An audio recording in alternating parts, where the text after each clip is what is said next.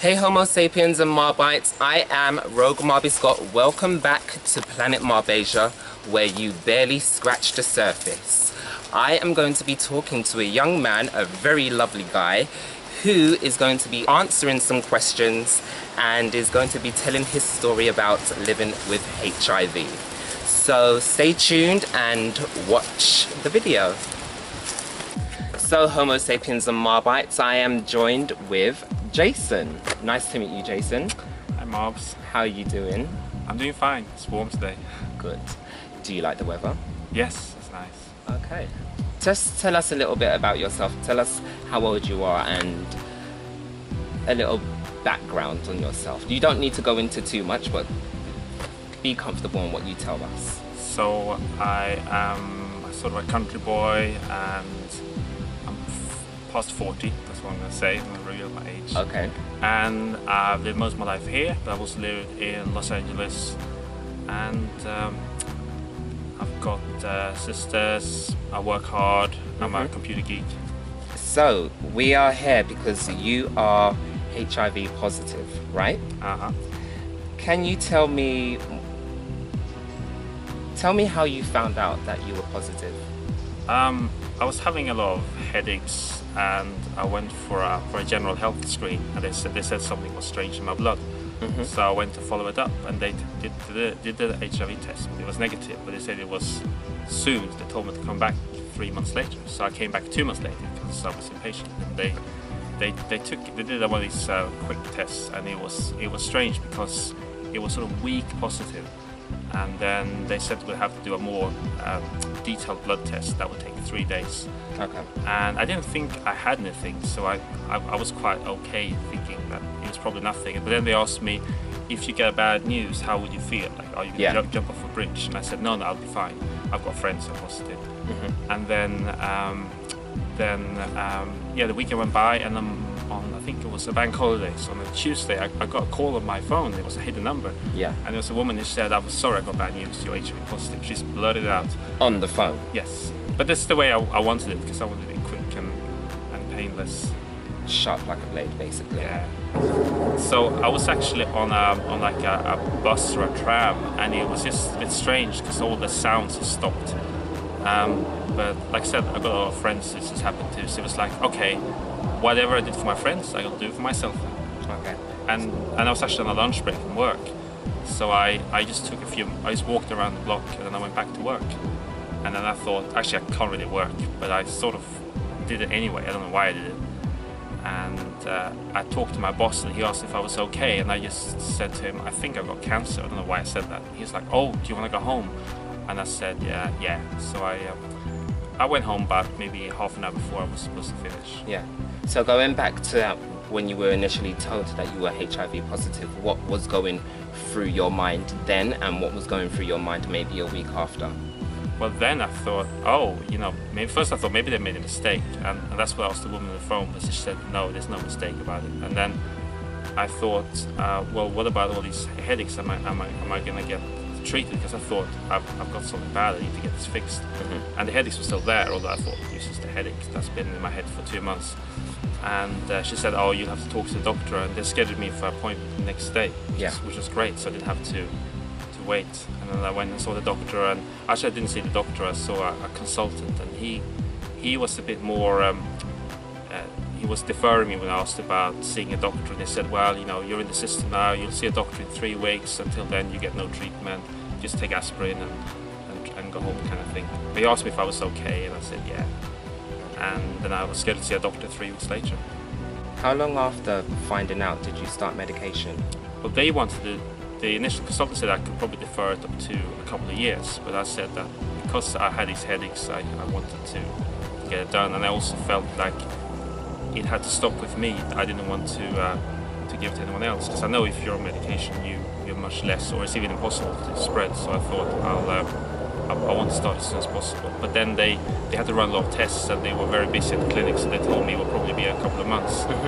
And so it took about 2 months after that I started medication. And it was actually quite early, because I could have probably waited longer, but then the headaches were so bad that I was taking up to 14 aspirins a day.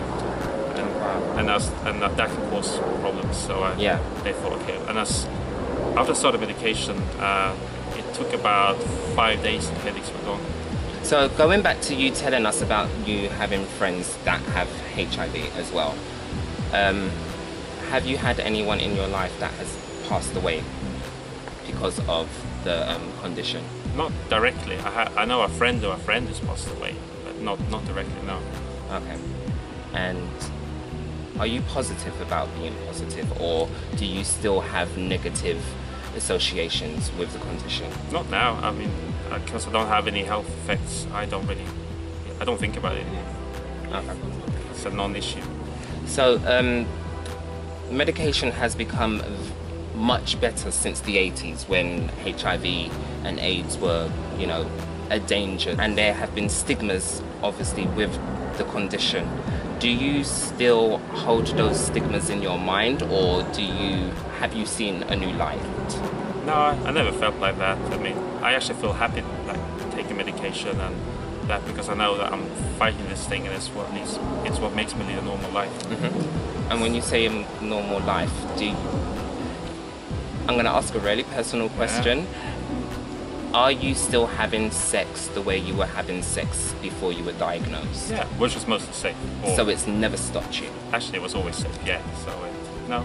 I mean, in the beginning, and especially before I started treatment, I felt really dirty, and I was like, I did like meet someone, and I kept like checking, oh, has the condom broke? And I was like so paranoid about something bad happening. So it was, that kind of stuff. But after I started taking medication, it's back to normal. Okay, so you've just said that you was always safe. Yeah. What are your opinions on yourself? How did you contract the condition? I think that because I had a few, I don't know, maybe I was handling the condoms in the wrong way, because I know that a couple of them broke, I know that, and I know on one occasion it definitely did. But I stuck my head in the sand after that, because I know you can go and get treatment and stuff. So you don't do drugs? No, never, no. Okay. Sorry. Oh, you can hide. Go on. I know. It's like one of yours, isn't it? No, mine are bigger. Yes, so I know it was definitely one of those moments when you go like, uh-oh, that shouldn't happen. And we both thought like, oh, that was bad. But then and at that moment you're supposed to see a doctor and get PEP, I think it's called, but I didn't do it. Well, that's quite a new medication or treatment. So what do you feel about people who are having condomless sex and are using PrEP? Oh, that's a new thing. I was talking about the one you get when you have an accident. But yeah, the one that we have as a prophylaxis, I think it's a good thing because it clearly stops it, and people are gonna have like unsafe sex regardless, because people may be depressed. A lot of people just live for the day. They take drugs, or they have some kind of other mental issue or mental block rather, where they don't want to use condoms. So I don't think that would change it one way or the other. I mean, if I had the option, I would have been on it, and this wouldn't have happened. Yeah. Do you think that these after morning pills for gay men are contributing to the rise in HIV and AIDS? No, they're probably stopping it. Otherwise, it would probably be even worse than it is. Because I know it definitely stops it if you take it straight away. And it's good to know, because accidents happen. Like people say, oh, everything's fixed by condoms, but condoms do break, and when they break, bad things happen. So do you think they should be used in conjunction with each other, or one or the other? No, it's like three things. People use condoms, and if they're positive, they take medication, and then you have these emergency contraceptions, or not contraceptions, emergency medications. Okay. Do you think there's enough awareness in the gay community and the heterosexual community with HIV and AIDS? I'm not sure. I think that most people know what it is, but they don't really know what happens if you get it. I mean, like me, I thought that, and I knew a lot about it because I helped my friends. I thought that you get it, and then it's up to 7-10 years where nothing happens. It just lays dormant, and you have to take medication, everything goes on as normal, and then suddenly one day you have to start taking pills. But I actually learned from the doctors that, and also through getting myself, when I had the headaches and I got a bit ill and lost a lot of weight, that it does do a lot of damage right away from day one, and then it kind of stabilizes for a bit, and then it eventually kills you if you don't take treatment. So I didn't know that. I think most people don't know that it's a bad thing to have in you if you don't get it checked out and treated. And that's also why it's so important to get tested, so you can fix it. Because once your medication, everything is pretty much back to normal. It's a huge difference. In terms of going to the clinic here in the UK, it's not mandatory for you to get a HIV positive HIV test.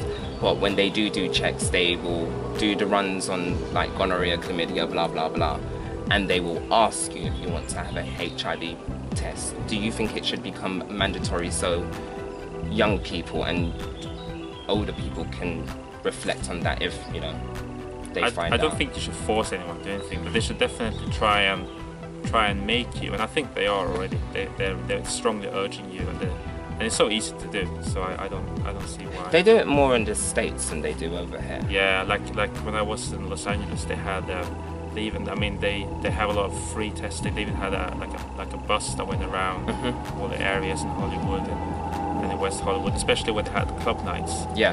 And they would kind of they would have people standing outside. It's almost like a party bus, and they would say, "Oh, come in and get the free test, and then you'll find the result in 20 minutes." Do you think they should do more of that in the UK? Oh, definitely, because there they also have like big billboards and things urging people to get checked out. And here I see nothing really. I mean, I think I've seen one little bus ad from Terence Higgins Trust, but it doesn't seem like there's anything coming from the government or anything. That was the last time I saw that was like 20 years ago, in the 90s. And because of the rise in HIV here in the UK, do you think it should be pushed even more so? Yeah, I mean, like what they did in the 80s. I know it was scary because I was a kid then, and they really scared you with the TV ads, like tombstones and things falling down. Yeah. Not like these ones, but yes, that was, and they were scary, but it really hit hard, and it made me. That was actually one of the reasons why I didn't really go out and have sex until I was a lot older, because it really scared me.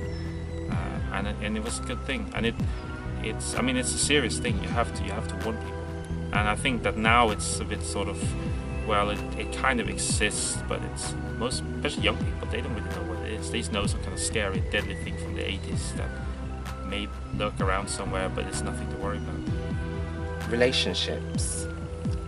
Have you ever dated anyone with HIV? Yep, a couple actually. So, and I was negative. So. How did those relationships go? Well, I mean, I just want to comment on the first one really, because that's the one where it really ended. But it was bad, but nothing to do with HIV. It was bad for all the other reasons, like cheating and personal differences and all those things. But HIV was never an issue. Okay. Because I was educated enough, and I knew that because it was medication and because it was safe as well, the likelihood of me getting a thing was like probably zero. So that was never a worry at all, as long as he took those pills, and I saw him take them every night. So yeah, and every time he took them, I thought, okay, he's taking them, I'm safe. Okay. And was he the guy that you got the condition from? Oh no, definitely not. No, I got tested like 5 times after that ended. No, it wasn't. Definitely not. Okay. Are you still in contact with him? Occasionally. I mean, where he is at the moment, it's kind of hard to get to talk to him for other reasons. But yeah, as often as he is allowed to talk, I can talk to him. And I kind of know who I got it from, and like I said, it was a broken condom, and it was somebody else who didn't know anything. Oh, so they didn't know? Well, I mean, he definitely didn't know his status, and he definitely didn't take any medication. How do you handle with rejection if you've been through it? So, I mean, obviously a lot of people don't know all this science bits about medication and rejection, and so, because like I said, it's very scary for many people.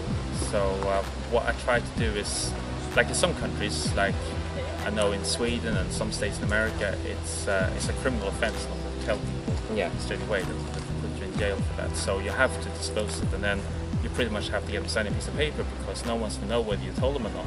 Yeah. But if I'm in a place like the UK or another place where they don't have such laws, I sort of try to break the ice by asking them, like, how would they feel about people with HIV, and if they say, oh, I could never be with anyone like that, then you kind of know that it's going to be very hard, if not impossible. Do you still go on with sex? I admit a few times I've not sort of told, I've just said, okay, well, let's not talk about that, let's just have fun. Yeah. But obviously I've been responsible. Okay. But I think that afterwards they probably maybe be a bit upset, so I don't feel too good about that. Okay. But I think most people who have HIV probably do that at one point or another. And sometimes it never comes up, and if they don't ask, I mean, if they were to ask me directly face to face, do you have it? Obviously I wouldn't lie, I would say, yes, I do. Okay. But very often, I mean, if it's going to be serious, then you have to discuss it. But if it's just something casual, Yeah. as long as, like I said, because before when I wasn't on treatment for those few months, yeah, then I would pretty much have to discuss it straight away because there was a potential risk of spreading it on. But now that I know that there is no risk, and with the added protection, I don't feel that I have to tell people morally. Yeah. So, going back to the laws in Sweden and the States, do you think that the law should apply here in the UK? I'm not actually too summed up on the law here in the UK, but do you think it should be implemented?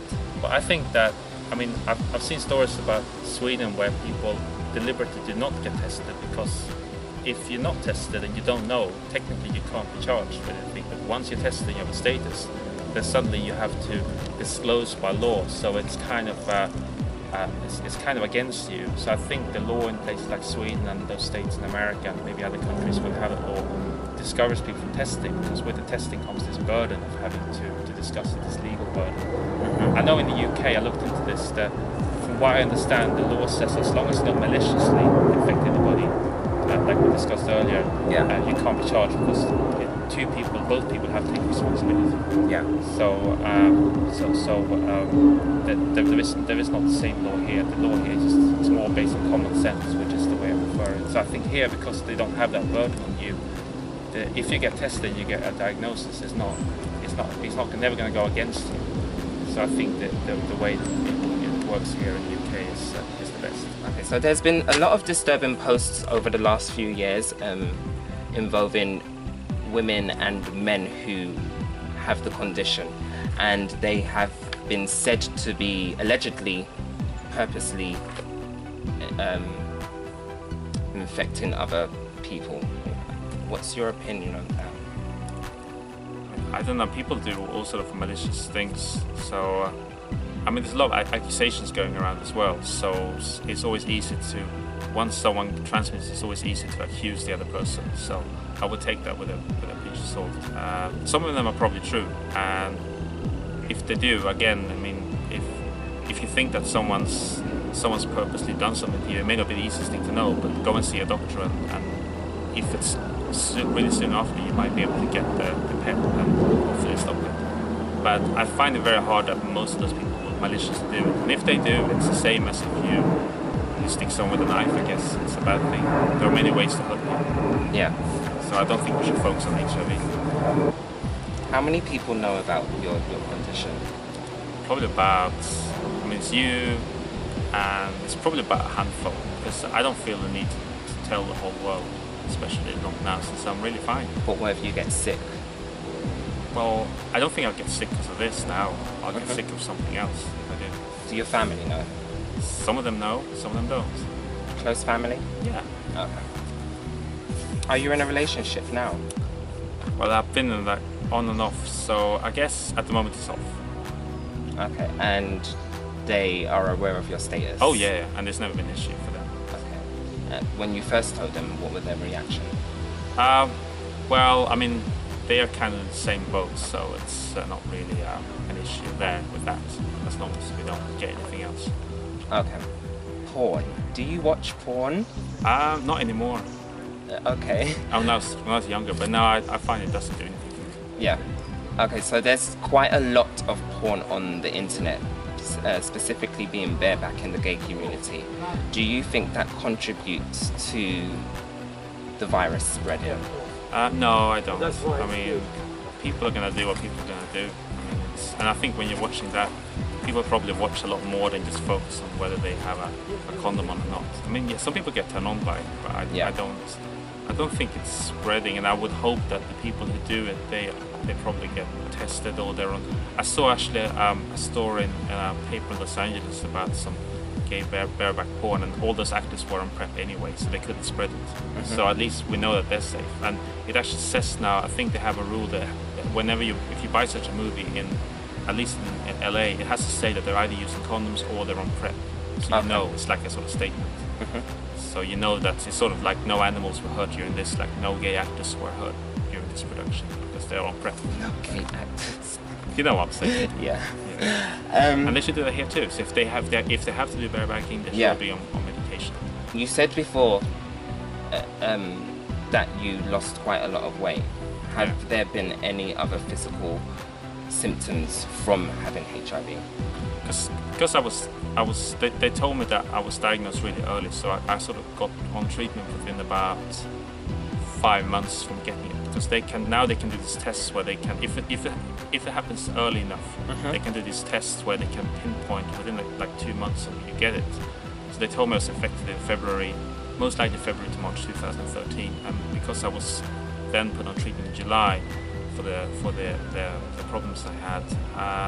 Apart from that, so I'd say the headaches were really, really bad, and they got so bad that they had to put me on these MRI machines and figure out if there was any damage. And there was a little bit of temporary inflammation, but it wouldn't cause lasting brain damage. Because as you know, I think it's about 1 in 4 people with HIV, if they're untreated, the virus actually damages the brain. And it can go so bad that you can effectively become in the worst cases, you become a vegetable.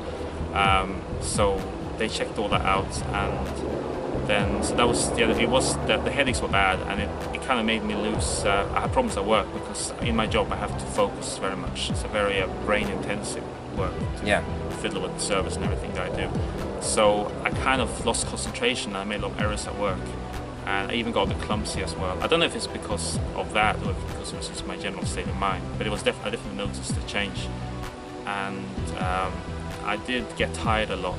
I had some night sweats, but it was definitely, the fatigue was quite bad. Like when I went to gym, which I didn't stop, and I could feel that there was something quite not right. Apart from headaches and the feeling weakness, and then the sort of lack of concentration now, and that all stopped. And it was great not to be able to feel like kind of clumsy or have to get my concentration back. Yeah, that was one of the best things of starting medication. And I'm really glad, because I realized that had I stuck my head in the sand, I could have just went undiagnosed and taken my aspirins every day and kind of not thought about this until I got really sick, and I was glad I didn't do that. Are you aware of bug chasers? Yeah, I am actually. And what are your opinion on people that will chase the virus? I think that they must be like lonely, and maybe they feel like they want to get in some kind of club. Because I did think about it a lot, like why would you want to do that? And I can only explain that they think it's a bit like people who maybe, I don't know, they want to hang out with people who are really bad, like in prison or something like that. That's the only reason why I can think of it. But yeah, it's really definitely something that they should go and talk to a psychiatrist about. Do you think a bug chaser will possibly become a gift giver once they had contracted the virus? No, because then I think a lot of them probably regret it, because like I said, when they get headaches or night sweats, lose weight and start realizing that there's nothing to play with, and they have to get blood drawn in the beginning every few weeks and take pills which hopefully won't give them side effects, but it takes time, and they may feel sick in the beginning. Then I think that they would have thought, oh, why did I do this? Okay. What would be your message, if you had one, to the young people out there having unresponsible sex? Well, since they say that 1 in 6 gay men in London have HIV, and a lot of them don't know about it, that means that a lot of them are not on medication, so the chances of getting it it's very, very high. So I would say that you should assume that everyone you sleep with will have it. Because if you sleep with sick people, then technically you would have slept with someone who has it. Yeah. So you should always be careful, and if you have, like I did, a broken condom, you should go to the doctor and talk about the options for treatment. Okay. knows schoolboys. Oh, you know what I saw on the weekend? This gay guy's talking about AIDS. No, he doesn't even know what it is. Just ask him if he knows about it, if he's having safe sex and if he's not using condoms. Sorry. Okay. So we've been talking about a lot about the virus and contracting it and blah blah. Are you gay or are you straight? I think I'm bi actually, but it's kind of the lifestyle kind of is easier to guys. I don't know why. And I asked this question to Mark Chassie in one of my other videos that I did for bisexual guys. Now you saying that you're bisexual, do you think being bisexual might contribute to the spread of HIV? Not really, because there's straight people that have it and gay people that have it.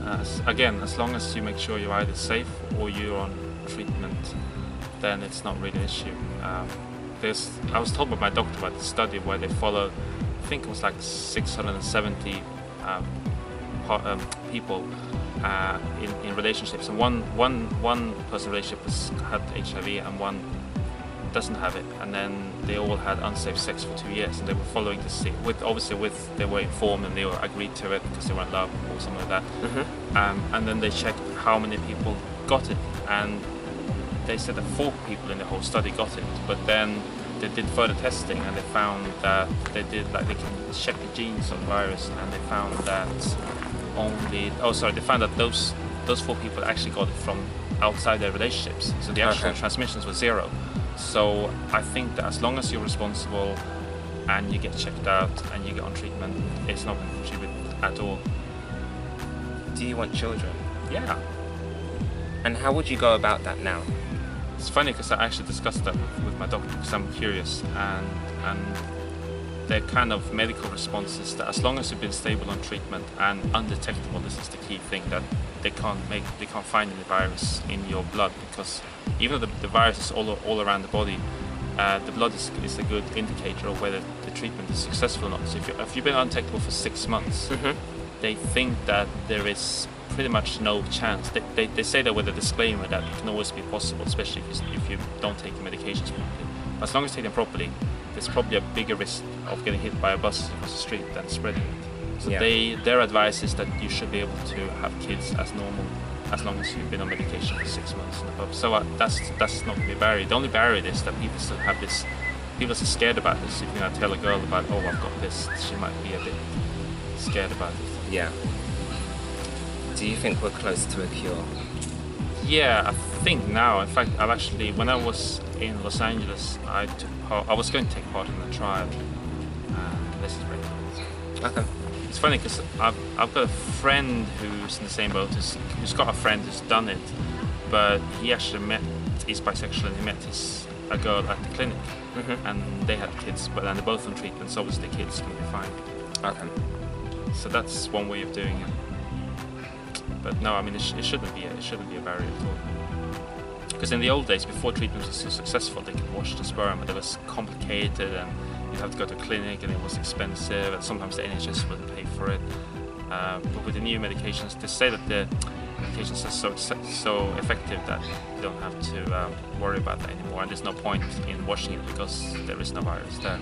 Okay. So about the cure thing, so I tried to apply for a cure where they were going to use the cancer drug to try and flush out the virus, because it's all about the virus is hiding too deep in the body where the drugs can't get to, and it sort of has its own little microlife there, and this drug was going to wake them up, and then when the virus is woken up, it runs around, but because your medication it can't multiply, it just runs around until it runs out of energy and dies. Yeah. And then you will get cured.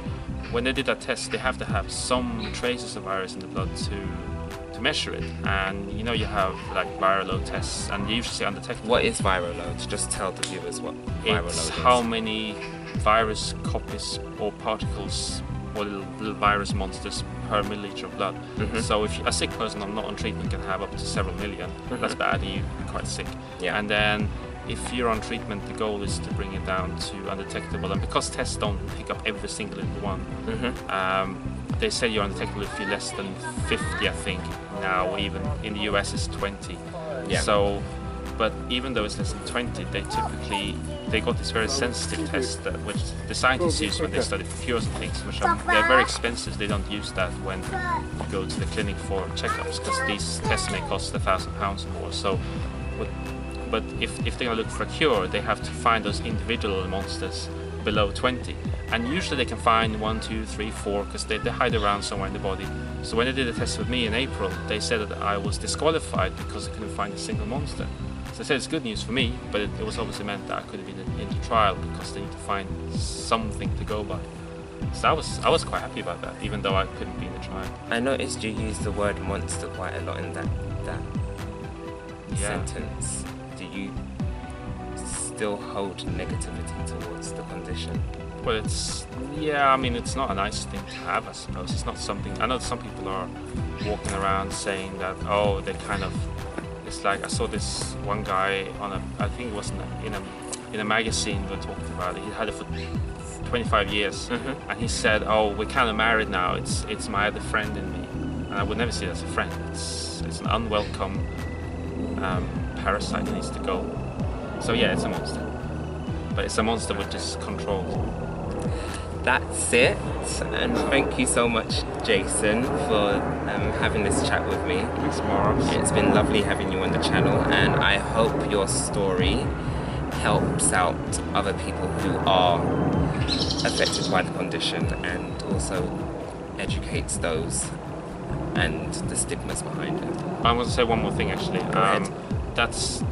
Okay, so when people get the diagnosis, people usually turn two ways. Either they get really, really sad and they leave work and they don't go out for a couple of months, or what I did was I thought, I'm going to fight it because it's a monster. So I decided that it wasn't going to affect me at all, so I went to work the next day. I don't expect everyone to do that, but the best thing is if you try and lead as normal life as you can. So go to work when you can, maybe take a couple of days off, but not more than a couple of days. Go to the gym, go to your friends, go out in a nice park, cemetery like this, and try and live a normal life, because don't let the monster get you. Well said. Thank you. Bye, Homo sapiens and Marbites, and hopefully you will see this video soon, and like, share and subscribe.